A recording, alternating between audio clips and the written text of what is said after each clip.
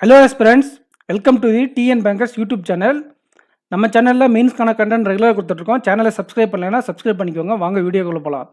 இந்த வீடியோவில் என்ன பார்க்க போகிறோன்னா, ஐடிபிஐ பேங்க்கு ஆல்ரெடி எக்ஸிக்யூட்டிவ் நோட்டிஃபிகேஷன் விட்டுருந்தாங்க. இப்போ என்ன பண்ணியிருக்காங்கன்னா, ஜூனியர் அசிஸ்டன்ட் மேனேஜர் கிரேட் ஓ கேட்டகரியில் விட்டுருக்காங்க. இது வந்து ஒரு குழப்பமான போஸ்டிங்காக இருக்குது. இது ஆஃபீஸரான்னு சொல்கிறதா இல்லையான்னே தெரில. இது வந்து இன்னும் கன்ஃபர்மேஷன் ஆகலை. சப்போஸ் இது ஆஃபீஸர் ஜாப்புன்னா நான் உங்களை கண்ணை மூடிக்கிட்டு அப்ளை பண்ண சொல்லுவேன். நீங்கள் ஒர்க் ப்ரெஷர் அதிகமாக இருந்தால் கூட. ஏன்னா அதில் நிறைய பெனிஃபிட் இருக்குது. அதுக்கு செப்பரேட் வீடியோ மேட் பண்ணுறேன். இதில் வந்து நான் உங்களுக்கு மேலோட்டமாக அது என்ன பெனிஃபிட்னு சொல்லிடுறேன். இதை பாருங்கள், ஃபஸ்ட்டு எவ்வளோ வேக்கன்சி இருக்குது. இப்போ வழக்கமாக மொத்தமாக கொடுத்துருவாங்க. இந்த டைம் ரீஜியனல் வைஸ் கொடுத்துருக்காங்க. சென்னைக்கு மொத்தம் 50 வேக்கன்சி இருக்குது. என்ன சார் 50 தான் இருக்குது, இதெல்லாம் பாஸ் பண்ண முடியுமா அப்படின்னு கேட்டால் கண்டிப்பாக முடியும். ஏன்னா இதில் டாப்பர்ஸ் அப்ளை பண்ண மாட்டாங்க. மேக்ஸிமம் அவங்க பிஎஸ்பி பப்ளிக் செக்டார் பேங்க்குக்கு போக தான் விருப்பப்படுவாங்க. ஏன்னா இதில் ஒர்க் ப்ரெஷர் கொஞ்சம் ப்ரைவேட் பேங்க்ன்றதுனால கொஞ்சம் ஹையர். அண்டு வெயிட்டிங் லிஸ்ட்டு நிறையா இருக்கும். நீங்கள் பாஸ் பண்ணலைன்னா கூட சரி, இப்போ 5 மார்க்கு 6 மார்க் 8 மார்க் வரைக்கும் உங்களுக்கு வெயிட்டிங் லிஸ்ட்டில் கூப்பிடுவாங்க. 10 மார்க்கெல்லாம் முன்னே கூப்பிட்டுருந்தாங்க. இது ஆஃபீஸர் போஸ்ட்ன்றதால ஒரு 5லேருந்து 8 10 மார்க் வரைக்கும் கூப்பிடுவாங்க. 15 மார்க்கெல்லாம் கூட நான் 1 மார்க்கில் இருந்து போச்சு. நான் அப்போ எழுதும்போது எக்ஸிக்யூட்டிவ், அதுக்கப்புறம் ஏஜ் பார் ஆயிடுச்சு. அப்போ வந்து என்ன பார்த்தீங்கன்னா 15 மார்க் வரைக்கும் கூட்டாங்க. ஸோ நீங்கள் இந்த எக்ஸாம் அப்ளை பண்ணலாம் தாராளமாக. யாருன்னா, நீங்கள் ஒர்க்கு கண்டிப்பாக வேணும், எனக்கு சேலரி வேணும், ஃபேமிலி சுச்சுவேஷன் சரியில்லை, எனக்கு இப்போதைக்கு நான் வேலைக்கு போகணும், பட் எனக்கு பப்ளிக் செக்டர் போகணுன்றது என்னுடைய ட்ரீம் சார். ஆனால் இப்போதைக்கு எனக்கு வேலையும் வேணும் அப்படிங்கிற கேண்டிடேட்ஸுக்கு இது ஆப்டான ஜாப். எப்படின்னா, நீங்கள் இதில் எக்ஸ்பீரியன்ஸ் கெயின் பண்ணிட்டா நீங்கள் ஆஃபீஸர் ஸ்கேல் 2 எதுலன்னா ஆர்ஆர்பியில் அதுக்கு எலிஜிபிள் ஆகிடுவீங்க. இதுக்கு நீங்கள் ஆஃபீஸராக 2 வருஷம் ஒர்க் பண்ணியிருந்தா நீங்கள் இதுக்கு எலிஜிபிள். இந்த RRB officer scale 2 comparatively RRB P அளவுக்கு காம்படிஷன் கிடையாது. ஆல்ரெடி எக்ஸ்பீரியன்ஸ் இருக்கிறவங்க மட்டும் எழுதுறதுனால அது நீங்கள் ஓரளவுக்கு எஃபர்ட் போட்டால் கிளியர் பண்ண வாய்ப்புகள் அதிகம். பட் அந்த டைமில் நீங்கள் ஒர்க் பண்ணிவிட்டு எஃபர்ட் போடுறது தான் மேட்ரு. இது கட் ஆஃப் கொஞ்சம் கம்மியாக தான் இருக்கும். ஆஃபீஸர் ஸ்கேல் 2ன்றது ரொம்ப கம்மியான மார்க் தான் இருக்கும். ரொம்ப ஆர்ஆர்பி அளவுக்கு அதிகமான மார்க் இருக்காது. ஸோ நீங்கள் அந்த மாதிரி கேண்டிடேட்ஸ் அப்ளை பண்ணலாம். எனக்கு வேலை வேணுன்ற கேண்டிடேட்ஸ், இல்லை எனக்கு பப்ளிக் செக்டர் தான் வேணும் அப்படிங்கிறவங்க நீங்கள் அப்ளை பண்ணுங்கள். அப்ளை பண்ணி ஜாபை வாங்குங்க. கிடைச்சா வாங்கிட்டு என்ன பண்ணுறீங்கன்னா, இது போகலாமா வேணாமா டிசைட் பண்ணலாம். அண்டு ஸ்ட்ராங்காக இருங்க உங்கள் டிசிஷனில், போகலாமா வேணாமான்றதில். இது எதுக்காக அப்ளை பண்ண சொன்னோன்னா, நீங்கள் எக்ஸாம் பேட்டர்னில் இப்போ ரீசெண்டாக கேட்கக்கூடிய சிஏ ஆப்டி ரீசனிங்கெல்லாம் இது யூஸ் ஆகும். ஏன்னா இப்போ வெறும் ஐபிபிஎஸ் எக்ஸாம் மட்டும் வரதில்லை, நிறைய இன்சூரன்ஸ் எக்ஸாம் இருக்குது. இன்னும் யூஐஐசி அசிஸ்டண்ட்டு, என்ஐஏசிஎல் அசிஸ்டண்ட்டு, இப்போ வந்துங்க NICL NIACL New India Assurance Company வேறு தனியாக வரும் அசிஸ்டன்ட் நோட்டிஃபிகேஷனு. ஸோ நமக்கு எல்ஐசி அசிஸ்டண்ட் வரும்னு கதை கிளப்பிட்டுருக்காங்க. அது வந்தால் அதுக்கும் யூஸ் ஆகும். ஏடிஓ கூட வர வாய்ப்பு இருக்குது. ஏடிஓலாம் 4 வருஷத்துக்கு 3 வருஷத்துக்கு ஒரு டைம் கூப்பிட்டே இருப்பாங்க. ஏடிஓ வரவும் வாய்ப்புகள் இருக்குது. சப்போஸ் ஏடிஓ கூட நீங்கள் ஜாப் ப்ரெஷரான ஜாப் தான். இது மாதிரி ப்ரெஷர் இல்லை, டார்கெட் ஓரியன்ட் ஜாப்பு. நீங்கள் ஏடிஓவாக 2 இயர்ஸ் ஒர்க் பண்ணிவிட்டு 3 இயர்ஸ் பாண்ட் ஏடிஓக்கு 2 இயர்ஸ் ஒர்க் பண்ணிட்டு இதே ஆப்ஷன் ஆர்ஆர்பி ஸ்கேல் 2க்கு மூவ் ஆகலாம். இந்த லெவல் எக்ஸாம் பூரா இந்த லெவல் தான், சேம் லெவல். இப்போ நீங்கள் எழுதக்கூடிய யூனியன் பேங்க் ஆஃப் இந்தியா எல்பிஓ கூட இந்த லெவல் தான். ஸோ ப்ரிப்ரேஷன் நீங்கள் தனியாக போட வேண்டிய அவசியம் இல்லை, எல்லாத்துக்கும் சேம் ப்ரிப்ரேஷன் தான்.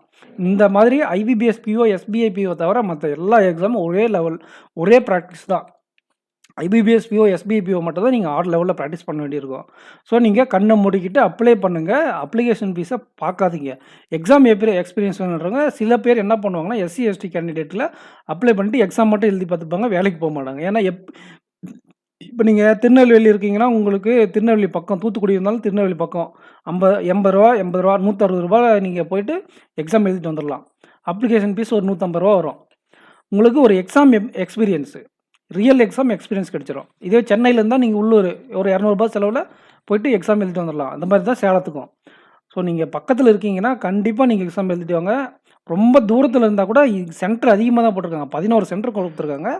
ஸோ உங்களுக்கு பக்கத்தில் தான் இருக்கும். எப்படி இருந்தாலே ஒரு 300 ரூபா செலவில் போய் எக்ஸாம் எழுதிட்டு வந்துடலாம். ஒரு ரியல் எக்ஸாம் எக்ஸ்பீரியன்ஸ் கிடைக்கும். வாங்க இந்த நோட்டிஃபிகேஷன் பற்றி டீட்டெயில்டாக பார்க்கலாம். ஸோ வேக்கன்சிஸ் 50, இது நல்ல வேக்கன்சிஸ் தான். இங்கே இருக்குது, இதில் எங்கே இருக்குது சென்னை, இங்கே அது 50 இருக்குது. சரி வாங்க பார்க்கலாம். அடுத்தடுத்த டீட்டெயில்ஸ் என்னென்ன டீட்டெயில்ஸ் கொடுத்துருக்காங்கன்னு பார்க்கலாம்.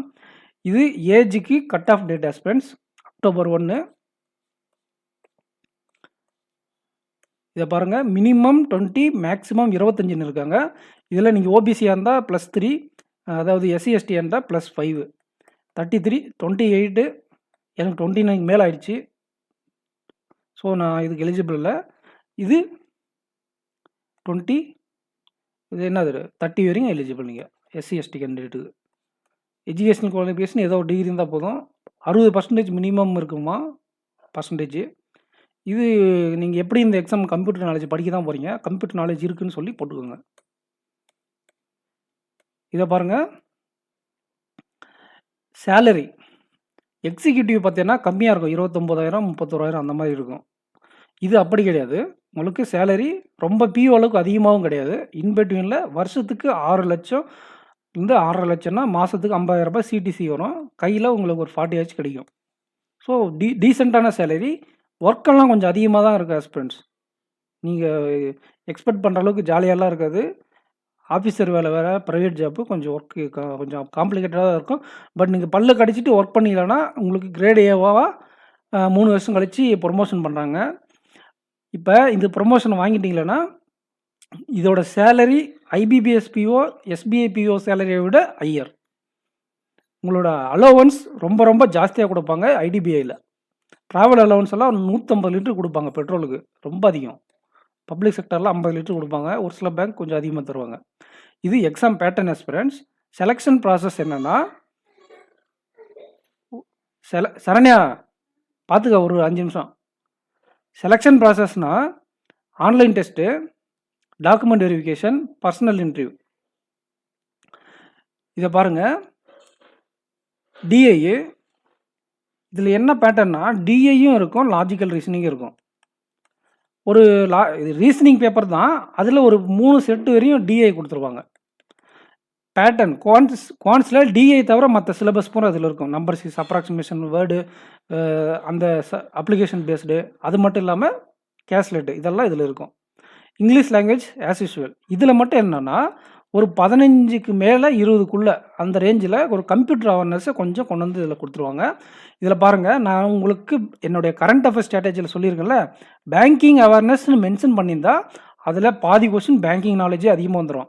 இதில் ஜென்ரலும் மென்ஷன் பண்ணியிருக்கேன், எக்கனாமி, இது 3த்துக்கும் இம்பார்ட்டன்ட் தருவாங்க. ஸோ பேங்கிங் தெளிவாக படிச்சுக்கோங்க, மற்றதெல்லாம் ஒன்லைனாக படிச்சுக்கோங்க. பேங்கிங்கும் ஸ்கீம்ஸும் தெளிவாக படிச்சுட்டு நம்ம ஸ்ட்ராட்டஜியை தான், மற்றது எதனா கேப்சூல் படிச்சுட்டு போயிருங்க. தனியாக ப்ரிப்பேர் பண்ண வேண்டிய அவசியம் இல்லை.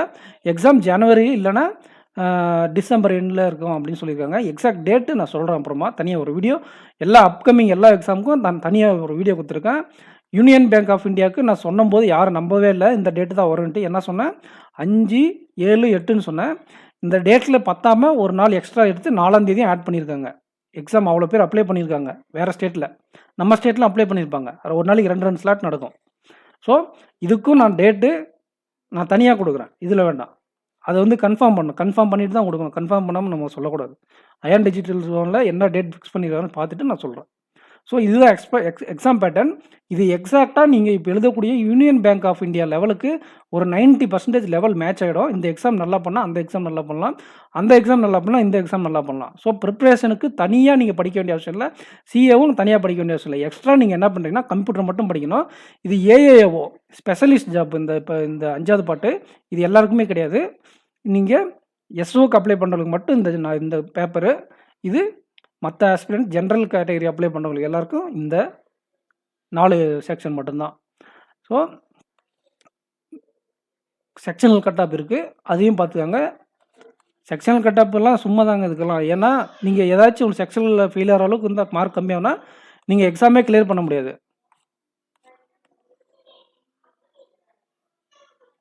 ஸோ ஆஸ்பிரண்ட்ஸ்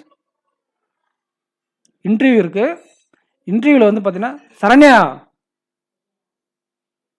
இன்டர்வியூ இருக்குது. ஆஸ்பிரண்ட்ஸ் பையன் சவுண்டு போகிறான், ஒரு 5 நிமிஷம். இது இன்டர்வியூ வந்து பார்த்தீங்கன்னா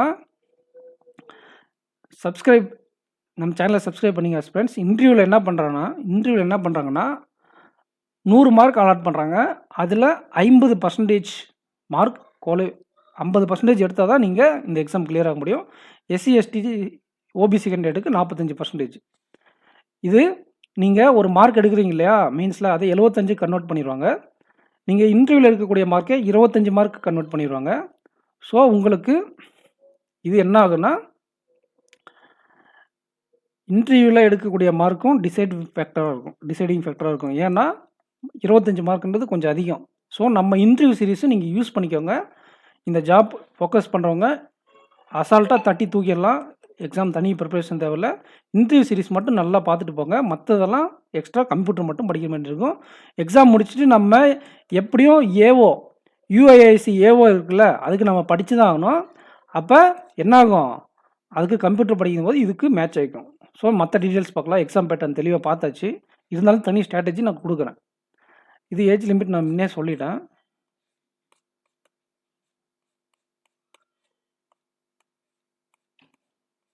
ஸோ ஆஸ்பிரண்ட்ஸ், இதில் வந்து பார்த்தீங்கன்னா எல்பிடி இருக்குது. ரீஜனல் வைஸ் எக்ஸாம்னாலே எல்பிடி உங்களுக்கு இருக்கும். இதுக்கு எல்பிடி இருக்குது. ஸோ வேறு ஸ்டேட்டில் நீங்கள் அப்ளை பண்ண வேண்டாம். எல்பிடியில் உங்களை எலிமினேட் பண்ணிடுவாங்க. அதர் ஸ்டேட் கேண்டிடேட்ஸும் இங்கே வரமாட்டாங்க. அதனால் உங்களுக்கு பெனிஃபிட் தான். நீங்கள் எல்பிடிக்கு 10th 12th மார்க் ஷீட்டில் லோக்கல் லாங்குவேஜ் சர்டிஃபிகேட் இருந்தால் எதனா ஒன்றுத்தில் நீங்கள் தமிழ் படிச்சிருந்தா கூட நீங்கள் அதை காட்டி நீங்கள் எல்பிடி அட்டன் பண்ண தேவையில்லை. ஒர்க் எக்ஸ்பீரியன்ஸ், நீங்கள் ஒர்க் எக்ஸ்பீரியன்ஸ் இருந்தால் அதுக்கான டாக்குமெண்ட் கேட்டிருக்காங்க.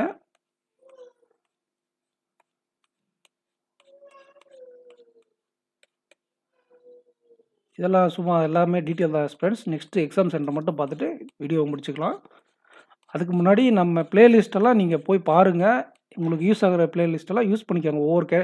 எல்லா விதமான கேண்டிடேட்ஸுக்கும் நம்ம சேனலில் வீடியோ கொடுத்துட்ருக்கோம். இதை பாருங்கள், எக்ஸாம் சென்டர் பெனிஃபிட்டு என்ன 11 சென்டர் கொடுத்துருக்காங்க. இப்போ எனக்கு கிருஷ்ணகிரி பக்கம், கிருஷ்ணகிரிக்கு அடுத்து சேலம் பக்கம். சேலம் எனக்கு கொஞ்சம் தூரம் தான், பட் இருக்கிறதுல இது பக்கம். இந்த மாதிரி மேக்ஸிமம் போனால் 120 கிலோமீட்டர் அந்த ரேஞ்சில் தான் அதிகமாக இருக்குது. போயிட்டு எக்ஸாம் எழுதிட்டு வர மாதிரி தான் இருக்குது. இது மற்ற இடத்துலலாம் அவ்வளோ இருக்காது. ஒரு 60, ஒரு 80 அந்த மாதிரி ஒவ்வொரு கேண்டிடேட்ஸுக்கு யாரோ ஒரு சில பேருக்கு மட்டும் 120, 100 கிலோமீட்டர் போகிற மாதிரி இருக்கும். நீங்கள் தாராளமாக போய் இந்த எக்ஸாம் எழுதிட்டு வரலாம். அண்டு இது காம்படிஷன் கம்மியான எக்ஸாமு. ஒர்க் ப்ரெஷர் மட்டும் கொஞ்சம் அதிகமாக இருக்கிறதுனால சூஸ் பண்ண யோசிப்பாங்க. நீங்கள் எக்ஸாம் எழுதி கிளியர் பண்ணுங்கள். ஃபஸ்ட்டு எக்ஸாம் எக்ஸ்பீரியன்ஸ் கெயின் பண்ணுங்கள். தென் நீங்கள் ஒர்க் போகலாமா வேணாமான்னு மற்ற எக்ஸாம் பர்ஃபார்ம் பண்ணுறதை பொறுத்து உங்கள் ஃபேமிலி சிச்சுவேஷன், மணி நீடு அதெல்லாம் பார்த்துட்டு நீங்கள் முடிவு பண்ணிக்கலாம். சப்போஸ் நெக்ஸ்ட் இயர் பேங்க்கெல்லாம் மெர்ஜ் ஆகுதுன்னு சொல்கிறாங்க. அப்படியெல்லாம் ஏதாச்சும் சம்பவம் ஆகிடுச்சுன்னா நீங்கள் இந்த ஜாப் போகிறது கரெக்டாக இருந்திருக்கும். ஸோ நான் உங்களை பயன்படுத்த விரும்பலை.